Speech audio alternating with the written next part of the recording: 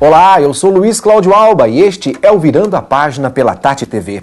O professor Marcos Fava Neves, chefe do Departamento de Administração da Faculdade de Economia e Administração da USP de Ribeirão Preto, lançou o livro Surviving the Food Jungle, na África do Sul e na China. A publicação aborda os principais fatos nos ambientes econômicos, políticos, socioculturais e tecnológicos que acontecem no mercado mundial de alimentos e bioenergia. E também traz um importante papel da África do Sul e da China no contexto futuro da produção de alimentos. Para falar mais sobre esse assunto, o Virando a Página de hoje recebe o professor Marcos Fava Neves. Professor, muito obrigado pela presença do senhor aqui no nosso programa. Seja bem-vindo. É um prazer estar aqui com vocês. Depois de uma longa viagem, né? Foi uma viagem muito prazerosa e para minha carreira talvez uma das mais importantes, né? Durou mais de 20 dias, começou pela África do Sul, participando lá de um congresso com eles e fazendo o lançamento oficial do livro, e em seguida na China, que foram 10 apresentações, e o lançamento desse livro, que é um embaixador, vamos dizer assim, do agro brasileiro, vendendo o nosso país e as possibilidades que nós temos para o mercado chinês, que é o mercado que mais nos interessa hoje em dia, né? Sem dúvida nenhuma. Ou seja, é uma apresentação do nosso produto para os chineses, professor? É meio subliminar, né? Na verdade, falando do mercado mundial de alimentos, mas sempre dizendo das oportunidades que existem de investimentos no Brasil, para que o Brasil se consolide cada vez mais no fornecedor mundial de alimentos. Como o chinês precisa de muita comida, o Brasil é o fornecedor dessa comida para os chineses, né? E aí a relação com a África também é interessante, porque, por incrível que pareça, a África tem muita terra também, tal como nós, para se desenvolver, mas a África, diferentemente do Brasil, ela é hoje uma grande importadora de comida. Então nós, brasileiros, temos que ajudar os africanos, participar do negócio com os africanos para essa exportação. Então foi fechando esse conceito, a China como consumidora, o Brasil como vendedor de comida hoje e a África como futura vendedora, porque só o Brasil não dá conta de jeito nenhum do que eles vão precisar. Na África faltaria a nossa tecnologia, Exatamente. Por exemplo? Lá tem as terras, aqui nós temos a tecnologia. Juntamos isso e servimos a China? O Brasil é campeão mundial de produtividade da agricultura tropical, graças a um trabalho maravilhoso dos nossos cientistas, da Embrapa, né, que é uma pérola que o Brasil tem. É verdade. E com isso a gente tem essa tecnologia e os africanos, os empresários africanos, políticos africanos com o qual eu pude interagir durante esse evento, eles não estão satisfeitos com o modelo que hoje está acontecendo lá, do chinês comprar terras, do indiano, coreano comprar terras e produzir lá na África. Esse modelo não está trazendo a devida inclusão social que os africanos precisam. Então, o Brasil, entrando com a tecnologia, as cooperativas brasileiras, os empresários brasileiros, junto com o governo dos dois países, nós vamos poder promover um desenvolvimento econômico e social da África mais importante do que esse modelo onde o comprador vem e compra terras lá. E nesse caso também a gente parece ter uma proximidade maior com os africanos do que os chineses, né, professor? Nós temos uma parcela muito importante da população brasileira é africana e falamos o mesmo idioma de alguns dos países, né? E temos uma proximidade cultural que só mesmo estando lá você percebe a existência disso. Mesmo com quem não teve uma colonização portuguesa, como é o caso da África do Sul, o comportamento deles é muito semelhante ao nosso. Sim, bem diferente dos chineses, né? Agora, professor, esse lançamento, inclusive o senhor trouxe aqui um exemplar, né? Esse aqui é o lançamento chinês. Isso. Que ele já está, evidentemente, traduzido no mandarim, né? E eu não vou cair aqui na tentação de tentar ler alguma coisa, porque realmente é muito complicado. Mas gostaria que o senhor falasse, porque um livro é basicamente como um filho, né, professor? Pois é, eu também confesso a vocês que eu não entendo nada do que está aí, né? Mas eu sei que é meu porque tem uma fotografia. Com certeza. Bom, deixa eu colocar na parte chinesa. Tem a foto aqui do professor, que é meio pequenininho, mas tá lá, ó. Tá em mandarim, mas é realmente o professor, né? Pela foto dá para ver que o livro é meu. Sim. E como é que foi, professor? Ter um livro editado em mandarim? Essa foi um feito muito bacana na minha carreira, que eu também dei muita sorte. Deixa eu contar um pouco a história de que está aí. Eles me chamaram para fazer uma palestra lá em 2009. E tinha muita gente, né? Fui falar lá sobre o Brasil, o agro brasileiro, era um evento de pensadores lá da China, né? E ao final da palestra, o editor do principal jornal escrito em inglês na China, que se chama China Daily, né? Quer dizer, um diário da China. Muito conhecido. Ele estava lá e ele veio no final da palestra e falou: o senhor não poderia escrever um pequeno artigo sobre o que foi sua palestra, né? Para a gente publicar aqui?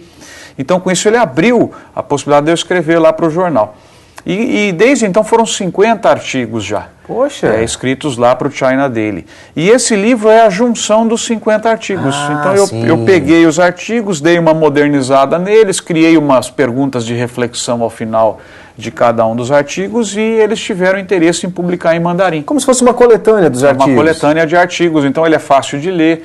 Cada texto demora 2 ou 3 minutos a leitura e termina com uma pergunta intrigante, que pode ser usada para uma empresa num processo de planejamento, né, com seus funcionários, quer dizer, lê o texto e vai discutir a pergunta faz que está lá. Faz uma reflexão daquilo. E para o leitor, assim, em geral também, porque ele não é científico, ele é um livro de contar histórias, né, de dizer o que está acontecendo e o que pode acontecer. Né? Sim. Na versão em português, evidentemente, então, não teríamos assim, um público indicado. Serve para todo mundo? Serve. Ele é bem empresarial e para o público em geral. Ele deve sair agora no Brasil no final do ano. Ele não tem no Brasil. Ainda não está no Brasil. Não. Só está em chinês? Em chinês e a versão em inglês. E a versão em inglês para os outros países? Para os outros países. A versão em inglês foi publicada no ano passado.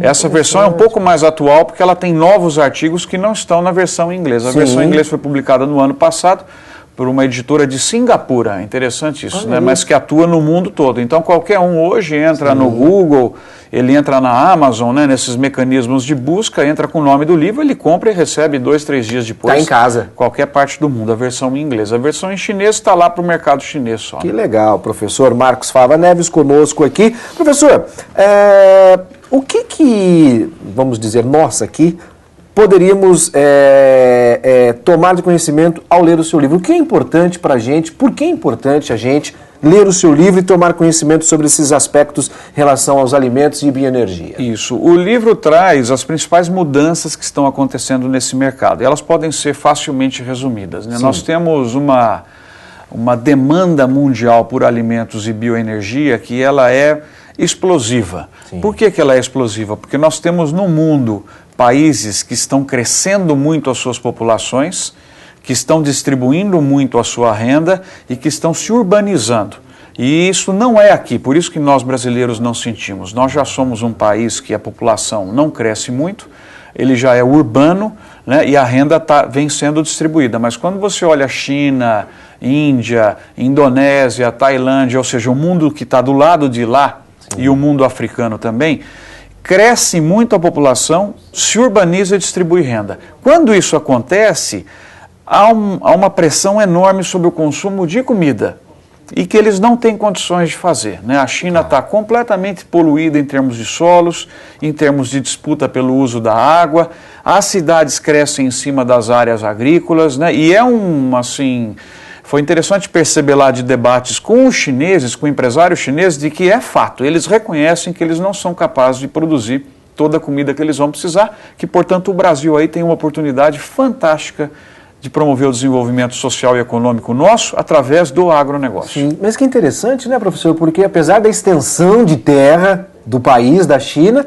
eles não têm essa condição. Não tem, é uma extensão muito próxima da brasileira, né? Talvez até um pouco maior que a brasileira, mas nós temos que lembrar que eles têm lá desertos, eles têm áreas montanhosas e eles têm uma população imensa que está... São áreas não agricultáveis. Não dá para usar, e as áreas que eles têm, devido ao sobreuso, esse que é o problema mais sério. Cientistas chineses estão alertando faz tempo que o solo vem se deteriorando a uma condição irrecuperável, e não existe, você sabe que a agricultura bebe água também, né? Claro. E ela compete com água pela população urbana, e não tem água suficiente para fazer as duas coisas lá. Então, é muito mais coerente para o chinês cuidar dos seus recursos naturais, né, e comprar comida do Brasil, que tem recursos naturais sobrando aqui para o desenvolvimento. Né? E às vezes até desperdiçando, né? Desperdiçando, principalmente pela falta de uso, né? Nós precisamos aumentar logo essa produção, porque o mundo está demandando isso daí. Né? E aqui também, né? O consumo interno aumentou consideravelmente. O consumo interno vem aumentando, o mercado interno brasileiro, para muitos setores produtivos, ele é absolutamente relevante, ele tem muito a crescer ainda, né? E o Brasil não sofre, né? Tem muitas vezes a gente pergunta, mas nós estamos exportando comida que poderia estar aqui no mercado interno. Não é verdade, o mercado interno brasileiro está plenamente abastecido e nós estamos exportando os excedentes. Nós não podemos misturar o que é falta de dinheiro para uma pessoa comprar comida com o problema da agricultura brasileira. Perfeito. Né? A agricultura está suprindo mais do que nós precisamos. E a gente observa que ano a ano o Ministério da Agricultura divulga que batemos recorde na safra. Recordes. Esse ano eu estou numa expectativa muito grande. Além do recorde de safra que virá com essa safra que vai ser plantada agora, nós estamos com fatos muito positivos, que o preço dos grãos internacionalmente está muito alto, e vocês também têm que lembrar que o ano passado nós trabalhamos com uma taxa de câmbio de 1,55 para dólar real, e esse ano está 2. E a agricultura brasileira é exportadora, então muito mais reais nós teremos aqui no mercado interno para promover o desenvolvimento do Brasil, do interior, né, dos estados do Centro-Oeste, próprio Ribeirão Preto e região, por causa que as condições de venda internacional estão mais favoráveis esse ano. Preços mais altos, câmbio melhor, significa mais reais para promover, como eu disse, construção civil, venda de automóveis, né, restaurantes, quer dizer, todo mundo tem que torcer para o agro estar bem, porque é o dinheiro novo que entra no Brasil, é o gerador do caixa do Brasil. Né? Perfeito. Professor, nós temos o maior rebanho do mundo, não é isso? Né? Comercialmente dizendo, o maior rebanho do mundo. Temos áreas agriculturáveis em todo o país, e a gente costuma brincar que no Brasil, né, joga uma sementinha ali no fundo de casa, brota, nasce, uma coisa impressionante. O senhor disse que o nosso mercado interno está totalmente abastecido, questão de alimento não tem problema. Temos para o mercado interno e temos também para a exportação. O mesmo pode se aplicar em relação aos combustíveis? A mesma coisa aos combustíveis, né? Antes, só para enfatizar bem isso que você disse em termos de números, né? O Brasil deve fechar esse ano. O Brasil, como uma empresa, se a gente considerar um país que compra e vende, nós não vamos indo bem. Né? Se você olhar a nossa balança comercial, ela vem caindo ano a ano.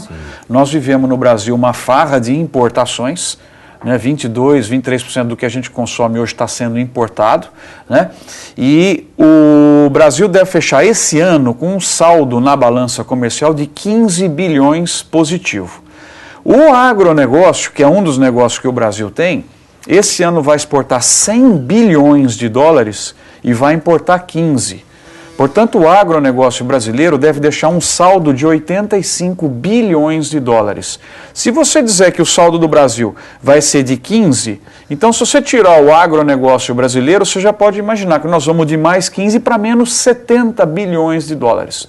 Então, como eu disse, é o gerador do caixa do Brasil. Se você tirar o agro, o Brasil quebra, a inflação volta e o real, como moeda, perde o seu valor. Olha, então, eu só queria enfatizar esses números na colocação que você fez. No biocombustível, a mesma oportunidade mundial está aberta para o Brasil. Mas no biocombustível, principalmente na cana, nós estamos vivendo provavelmente o pior momento de políticas públicas, principalmente do governo federal, para o setor. A gente vive um apagão de ações do governo federal, e isso se traduz na enorme perda de oportunidade que nós temos, porque a cana está andando de lado no Brasil, enquanto que o mercado mundial de açúcar, de etanol e o mercado interno de etanol só cresce, a nossa produção não consegue crescer por problemas nitidamente ligados à área governamental. Que coisa impressionante, professor, porque tínhamos aqui na questão do álcool, do etanol, né, a nossa galinha de ovos de ouro, e aqui na nossa região principalmente, porque querendo ou não, foi daqui da nossa região que surgiu todo o processo, o projeto do Proálcool, né? Ainda no final dos anos 70, início dos anos 80, que logo no começo foi um boom, o governo, não, vamos comprar carro álcool, depois Mais uma vez acontece. É o que está acontecendo agora, Acontece agora, vou lembrar alguns fatos aí para as pessoas entenderem. Primeiro que nós não temos uma política de biocombustível no Brasil. O governo não diz, como o governo americano disse,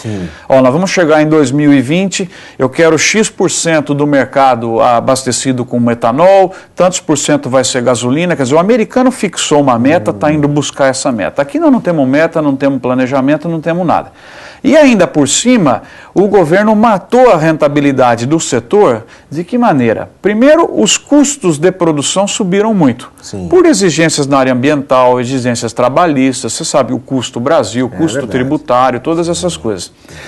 Depois, o etanol no Brasil hoje ele está asfixiado, vamos dizer assim, pelo preço da gasolina.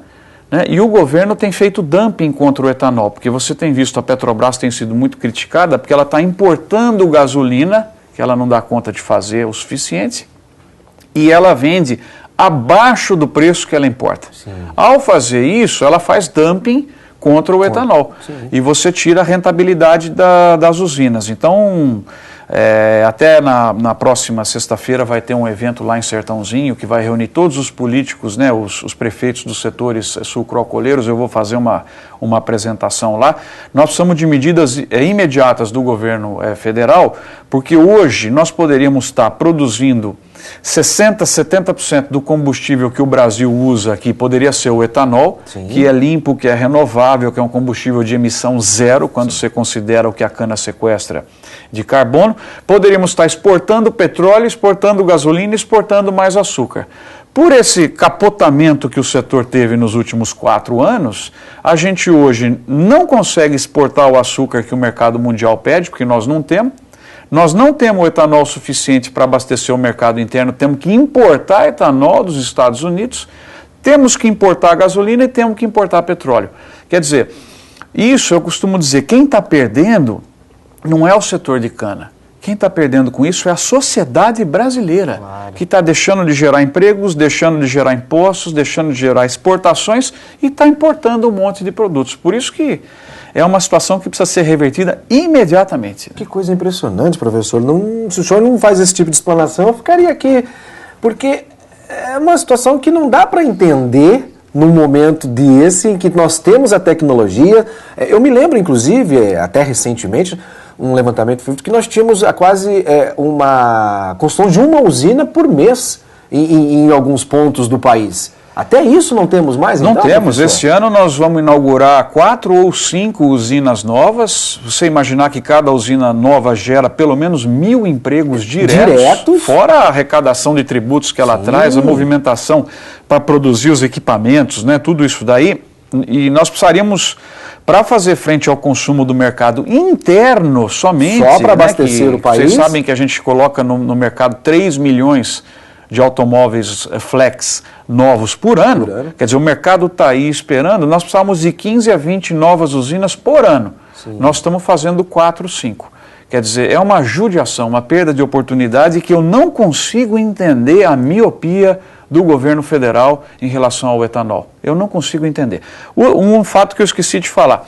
Como é que pode, no Brasil, a gasolina, que é um combustível não renovável, poluente, pagar menos imposto do que o etanol? Por aí você vê um contrassenso que não dá para entender. Vamos dizer, essa briga Petrobras com usineiros, essa coisa toda, ela pode ter um final com essa questão do pré-sal ou nada a ver, ou isso vai até piorar a situação, professor? O pré-sal, nós temos que entender o seguinte, o mundo precisa de petróleo, né? Então, o pré-sal deve ser usado para exportar. E com isso a gente traz dinheiro para o Brasil para investir em educação, ciência e desenvolvimento, pesquisa, tecnologia, gerar patentes brasileiras, gerar modelos de negócios e franquias brasileiras para serem exportadas pelo mundo. Quer dizer, eu imagino o dinheiro do pré-sal como o grande financiador disso. E nós aqui no Brasil vamos usar um combustível que nós temos, que é o mais eficiente hoje substituto da gasolina, que é o etanol. Então usa o etanol no mercado interno, até porque para exportar ele tem uma série de barreiras.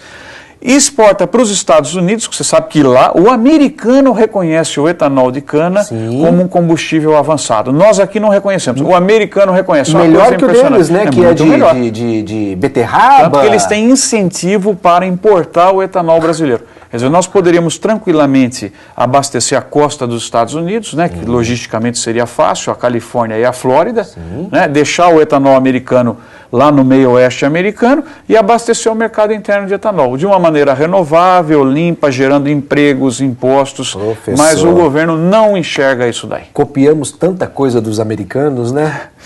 Agora quantas coisas ruins que a gente copia. Por incrível que pareça, o pioneiro do etanol vai ter que agora copiar, seria bom que copiasse a política americana de etanol. Claro. Impressionante, não fomos capazes de fazer uma política consistente e adequada aqui dentro. E a falta dessa política vai atingir em cheio a nossa região. Não, já atingiu. Já atingiu. Se você fala com o pessoal de Sertãozinho, o pessoal de Piracicaba, que são as empresas de bens e capital, não se vende um parafuso lá faz muito tempo. Então você tem para o mercado de construção civil, você diminui restaurantes, todo mundo sofre com uma isso. Cadeia. Não, é uma cadeia que vai embora para 4, 5 indústrias atrás, né? Por isso que é importante ter investimentos na bioenergia. É importante ter investimentos e eles vão voltar à medida que o governo federal... Por que eu estou falando tanto do governo federal? Porque o etanol é combustível, é política de país. Se fosse só o caso do açúcar, não. O açúcar tem mercado, é exportação e tal, existe oferta e demanda e se acerta. No caso do etanol, como ele é um combustível, a Petrobras e o governo interferem no mercado. E eles precisam dar os sinais de que o investimento vigoroso no setor precisa voltar, que é o benefício ambiental que a gente precisa. Né? Então, o interessante que me deixa chocado também é que essas ONGs ambientalistas, esse pessoal que trabalhou de uma maneira tão violenta no Veta Tudo Dilma, né? Aquela campanha que foi uma coisa também muito triste, né? Uma comunicação mal feita. Artistas se envolvendo sem ter a mínima causa. Sem nada, cartunistas, todo mundo entra no circuito sem saber o que era o código, que na maioria das coisas que está lá são boas. Eu não vejo a sensibilização dessas ONGs nacionais e internacionais pela causa do etanol. É uma outra coisa que me surpreende, porque está provado já que ele é ambientalmente limpo, que você pode produzir cana, como nós temos aqui, há 50 anos na mesma área, convivendo ao lado de florestas e com o solo na mesma condição, e esse pessoal não abraça essa causa. Quer dizer, isso é uma outra coisa que me deixa um pouco preocupado em entender por que eles não entram na causa dos biocombustíveis, da bioeletricidade e tudo isso daí. E essa questão do governo federal é uma coisa mais recente ou já vem de um certo tempo para cá? Ela começou, eu sou um cientista, eu não tenho vinculação político-partidária, por isso que eu posso falar realmente o que eu penso, e aqui no Brasil, graças a Deus, a gente ainda pode fazer isso. Ainda bem, tem países vizinhos nossos onde você já está perdendo esse direito. Né? O etanol começou bem com o governo anterior, nos primeiros 4 anos. O presidente Lula, como ele é uma pessoa muito comunicativa, ele alargou ao mundo, né, os benefícios do etanol, então nós fomos bem, mas na segunda metade... Ele veio 4 vezes em Sertãozinho. Pois é. 4 vezes em Sertãozinho. Na segunda metade da gestão dele, onde realmente aconteceu aquela crise internacional, quer dizer... outubro de 2008 é o momento da virada, que estava indo assim e emborcou ladeira abaixo. Desde então, absolutamente nada foi feito. Quer dizer, de 2008 para cá, nós temos 2 anos da gestão dele e quase 2 da atual presidente, onde muito se fala e pouco se faz. E foi uma coisa muito de uma vez, professor? Não foi uma coisa assim aos pouquinhos, não? Tipo, como o senhor diz, foi assim, você já tinha sinais de que as coisas iam se deteriorar. Aí, em 2008, quando acontece a crise financeira mundial, pegou o setor com um grande volume de investimentos tendo sido feitos, portanto as dívidas eram altas e o dinheiro sumiu. Nesse momento você tirou o chão, tirou a sustentação, e aí o BNDES foi muito lento ao entrar no setor e a Petrobras mais lenta ainda, né? Porque a Petrobras poderia ter entrado naquele momento no setor, comprado participações dos grupos nacionais a um preço muito mais barato, ela entrou depois pagando muito mais caro e ela evitaria que os grupos brasileiros tivessem sido vendidos para as tradings internacionais, petroleiras, que investiriam em novas usinas. Então, você vê, o dinheiro que era para ir para novas usinas, mantendo a velocidade de crescimento, de repente ele foi para comprar os grupos nacionais. Quer dizer, A foi Shell uma... comprou? A Shell, uma série de outras, né? Você tem uma série de outros exemplos aqui. Então foi uma miopia impressionante. Né? Agora, professor, tudo isso que o senhor está dizendo, de alguma maneira, mexe com a vida do cidadão, mexe com a vida da comunidade. Por isso que é importante ele estar por dentro dos assuntos, acompanhar. Importante acompanhar e ler o seu livro para ter essas informações, professor. Sem dúvida nenhuma, esse livro, não em chinês, né, porque vai trazer muita dificuldade aqui para o pessoal no Brasil, nem eu sei ler, mas esse livro, os artigos são artigos também publicados na Folha de São Paulo, que eu sou escritor da Folha, eu tenho um blog, é só entrar com o meu nome lá no Google que as pessoas encontram todos esses artigos. E tudo que eu disse aqui já está publicado na Folha ou em outros jornais, então não são coisas que a gente está aí criando nem nada, são alertas que a gente tem feito, porque o Brasil tem uma enorme oportunidade pela frente, né? Eu detesto essa frase, mas uma oportunidade como nunca antes vista na história desse país, e nós não estamos aproveitando por um problema nosso de gestão. Então nós temos uma luz no fim do túnel. Temos porque... Mas não tem vindo de lá para cá, não, né, professor? Não. Nós temos uma chance enorme. Eu acho que os próximos 10 ou 15 anos o Brasil está sofrendo uma valorização internacional impressionante. Eu que viajo posso te dizer. Sim, é isso mesmo, cada professor? ano, cada congresso que você vai, as pessoas, pô, o que vocês estão fazendo lá? Que bacana, como vocês estão crescendo e tal. O Brasil é o país da vez. É o país da vez, é o país da vez, independentemente da nossa gestão, ela vai continuar crescendo, porque o setor privado no Brasil, ele atropela o setor público, tem sido assim. Se o setor público puder entender o que está acontecendo e cooperar mais, a nossa velocidade de crescimento vai ser muito maior, né? Não precisa nem passar à frente do setor privado. Se caminhar junto, caminhar já tá bom, junto, né, ajudando, removendo as travas, Isso. investindo em produção e não em consumo, quer dizer, que é para a gente poder gerar excedentes exportáveis, nós temos que ter uma visão estruturante de longo prazo para o Brasil. Independente dela, nós vamos crescer, mas se tiver, vai crescer mais rápido e todo mundo vai, vamos dizer assim, se locupletar, um termo bonito, né? Muito boa essa. Esse desenvolvimento do agro brasileiro. Porque o governo está estimulando o consumo, o brasileiro está gastando mais, mas também você está se endividando mais. Tá, né? O que nós temos que fazer é estimular a produção. Quer dizer, você construir novas usinas de açúcar e álcool, você está estimulando a produção. Construir novos frigoríficos, você está estimulando a produção. Aí vai gerar produto, vai gerar venda, vai gerar distribuição de renda. Né? Então, só um comentário final, que às vezes eu acho que o Brasil esquece. Sim. Todo mundo adora fazer distribuição de renda, mas antes de distribuir renda, nós precisamos gerar renda. Então, é geração de renda onde deve estar o nosso foco. Para daí, da geração de renda, distribuir renda é uma delícia, né? Professor Marcos Fava Neves é chefe do Departamento de Administração da Faculdade de Economia e Administração da Universidade de São Paulo, a USP, conosco aqui no nosso Virando a Página, que infelizmente chegou ao final. Gostaria muito de agradecer a presença do senhor, extremamente importante a entrevista, esclarecedora, professor. E assim que for feito o lançamento do livro aqui no Brasil, por favor, volte para que a gente possa falar a respeito também. Muito obrigado pela presença. Vai ser um prazer e vocês têm um papel fundamental de difundir as informações todas aí. Muito obrigado por ter aceito o convite, professor. Prazer. Com o professor Marcos Fava Neves, nós vamos concluindo mais um Virando a Página aqui pela tela da Tati TV. Muito obrigado pela sua audiência. Até o nosso próximo encontro. Até lá.